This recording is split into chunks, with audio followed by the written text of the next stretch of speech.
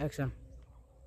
বিশেষ দিনকে কেন্দ্র করে গাইবান্ধার ফুল চাষিরা ব্যস্ত সময় পার করছেন। আমি এখন এই মুহূর্তে দাঁড়িয়ে আছি গাইবান্ধার সাদুল্যপুর উপজেলার ইদুলপুর ইউনিয়নের চকনদী গ্রামে।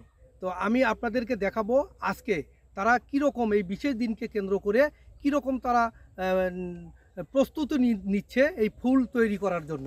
আমি এবারে আপনাদেরকে যেটি জানাবো সেটি হচ্ছে যে আপনারা জানেন যে আগামী 14ই ফেব্রুয়ারি বিশ্ব ভালোবাসা দিবস, তারপর হচ্ছে পয়লা ফাল্গুন এবং আন্তর্জাতিক মাতৃভাষা দিবসকে কেন্দ্র করে গাইবান্ধার ফুল চাষিরা কিন্তু ব্যস্ত সময় পার করছেন।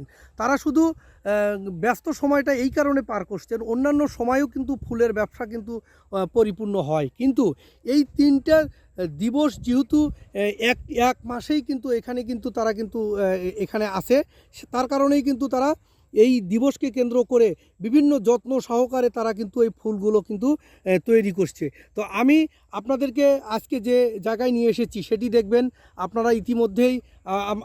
আমরা আপনাদেরকে দেখাচ্ছি, সেটা হচ্ছে যে গাঁদা ফুল কিন্তু পরিপূর্ণভাবে এখানে কিন্তু তৈরি করেছে এবং টিউলিপ আছে, তারপরে হচ্ছে গোলাপ আছে, তারপরে আরও অন্যান্য ফুলগুলোও কিন্তু মোটামুটি কিন্তু তৈরি হয়ে গেছে। তো আমি একটু দেখাবো যে আজকের এই যে গোলাপ কিন্তু ইতিমধ্যেই কিন্তু এখানে কিন্তু কাটা হয়েছে এবং এখানে আমরা যেটা এসে জেনেছি যে 60-70% 80% কিন্তু ফুল কিন্তু তারা কিন্তু এখানে কিন্তু কেটেছে এবং এই ফুলগুলো দেখবেন যে গাইবান্ধার বিভিন্ন উপজেলায় এগুলো যাচ্ছে এবং জেলার বাহিরেও কিন্তু এই ফুলগুলো কিন্তু তারা নিয়ে যাচ্ছে এবং এখানে একটা আমরা ইতিমধ্যেই জেনেছি যে এখানে প্রায় 1 কোটি টাকার উপরে এই ফুল ব্যবসা হবে বলে আমরা ধারণা করছি।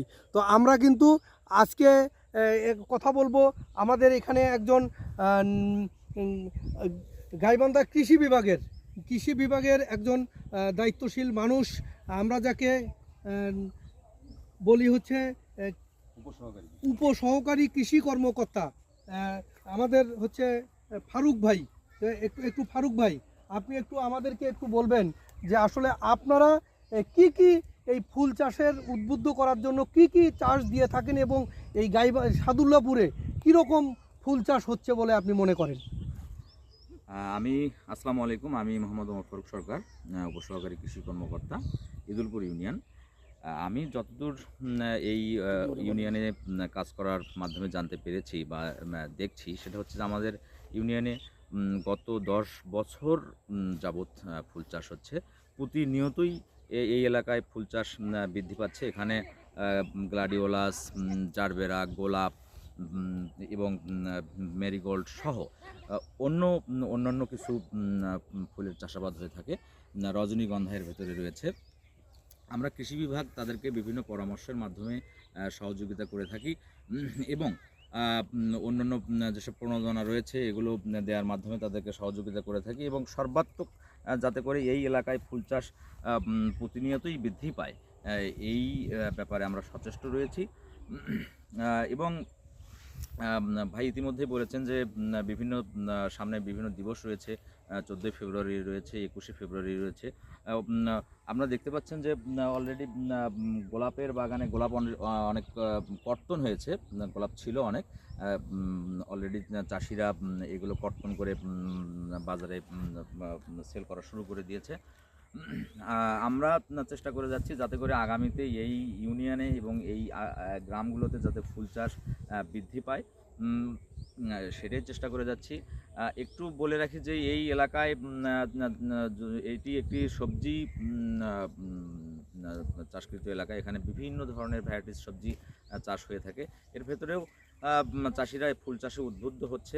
তার কারণ হচ্ছে যে ফুল চাষ অন্য ফসলের থেকে লাভজনক। এটা কি প্রতিনিয়ত কি বাড়ছে কৃষকের সংখ্যা? হ্যাঁ, কৃষকের সংখ্যা প্রতি বছরই কিছু না কিছু বাড়ছে।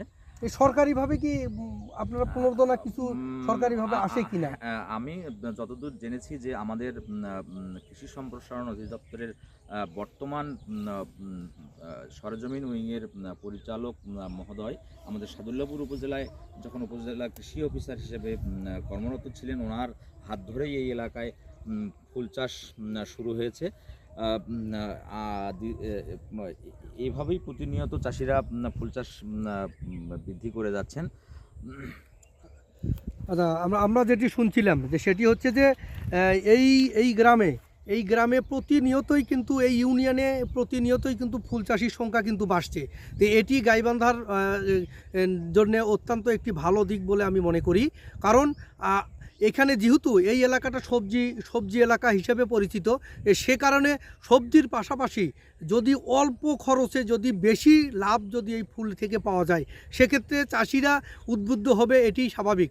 তো আরও একটি জিনিস আমি আপনাদেরকে বলে রাখি, সেটি হচ্ছে যে গাইবান্ধায় কিন্তু বিগত সময়ে আমরা দেখেছি যে কোথাও কিন্তু ফুল চাষ হতো না, কিন্তু এখানে এই সাদুল্লাপুর উপজেলায় ফুল চাষ হচ্ছে। এটি কিন্তু অত্যন্ত একটি ভালো লক্ষণ, যেটি কারণে যে আমাদের জেলার চাহিদা পূরণ করেও জেলার বাহিরেও এই ফুলটা বিস্তার লাভ করবে, রপ্তানি করবে, সেটি কিন্তু অবশ্যই কিন্তু এটি কিন্তু ভালো দিক। তো আগামী দিনে গাইবান্ধার ফুল চাষির সংখ্যা আরও বাড়বে, ফুলে ফুলে ফুলে ভরে যাবে গাইবান্ধায়, এই প্রত্যাশা রেখে হারুনুর রশিদ, মুই বাংলা টেলিভিশন, গাইবান্ধা।